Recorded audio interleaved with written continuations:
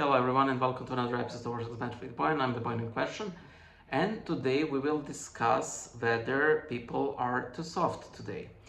This is sort of a continuation but not a true sequel to my previous video on why do Orthodox have such a bad rap online. That is that we are obnoxious, that we clearly lack basic Christian charity, basic Christian morale, basic human courtesy. And I went on to discuss about that, and somebody said in the comments, yeah, but people are too soft today, and I want to unpack that. I'm the point in question, and if you were edified by these videos, feel free to pledge in many crowdsourcing platforms. You can also follow me on Instagram at Bible Illustrated, where I try to post semi-regularly biblical drawings that all of your pledges combined help me draw. So, are people too soft? I believe this is partially true, and there are many causes of this, and we can, measure why this is or that. I think that honestly, we both have such a rampant spirit of individualism, which is bad. Then we had all of the, successful campaigns against bullying, which is good, and we have such, putting sanctions on certain words that in the end, I do believe that ultimately it prevents people from toughening up. And by the way, I'm not a tough person. Don't get me wrong. I'm not like, they need to be toughened. I need to be toughened up.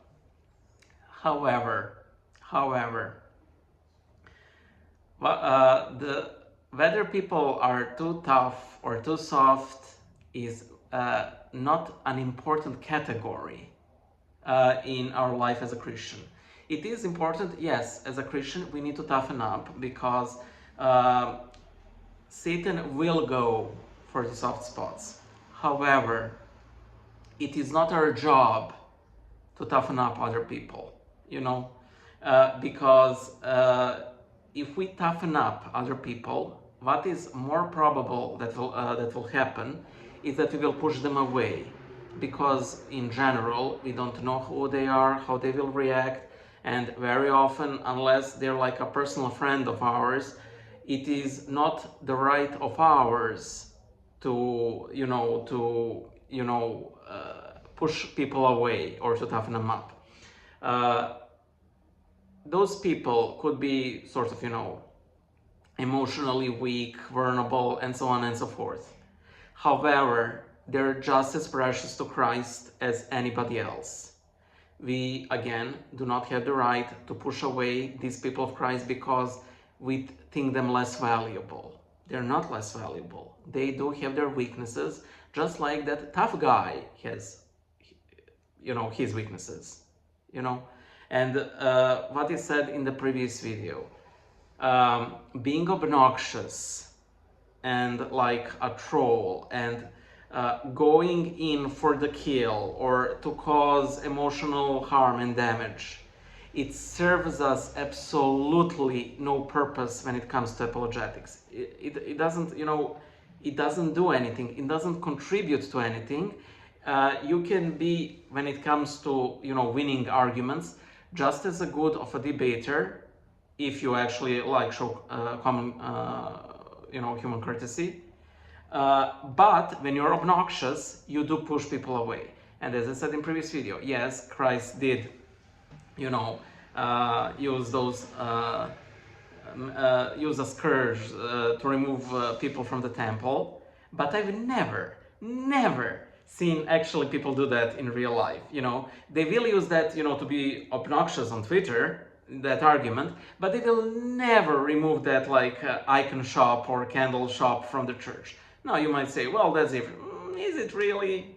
Is it, you're still charging money in order to, in a way, participate in the service? No, it's not as bad as it was in the temple, because in the temple you actually couldn't participate if you obtained these animals. However, One of my major pet peeves is that people share quotes that they do not apply in their life. They know nobody will apply. The most famous one is like with St. John Chrysostom, that you need to slap somebody when they're blaspheme. That won't happen. I mean, if that does happen, I think that reality will really ensue, especially when you realize that no Christ or Theotokos will appear to return you to the episcopal rank like they supposedly did with St. Nicholas, of which I have like serious doubts, because that story is quite late, and St. Nicholas wasn't removed from his see, and the way how this initially started out, that he simply slapped a random Arian, not Arius at the Ecumenical Council, with all of the repercussions that supposedly followed. What I'm trying to say is, if you base the things you do, which are contrary to the gospel, because again, the gospel does not command us to slap people, remember, actually the opposite. It commands us to turn the other cheek when we are slapped. The reality will ensue, and no higher power will come to your aid, because you are an obnoxious jerk and you're not St. Nicholas. You know, St. Nicholas, even if he slapped somebody, was such a great saint that he could afford such a slap. Us, ordinary people, nope. You know, and it will simply pile us in on an already huge, enormous pile of sins. So yeah, people might be soft, that's fine, but we're not their parents, we're not their spiritual father, and it's not up to us to toughen them up and wake them up, you know. If you sort of invite them to be toughened up and they respond, well, then it's free for all, go for it. But otherwise, no.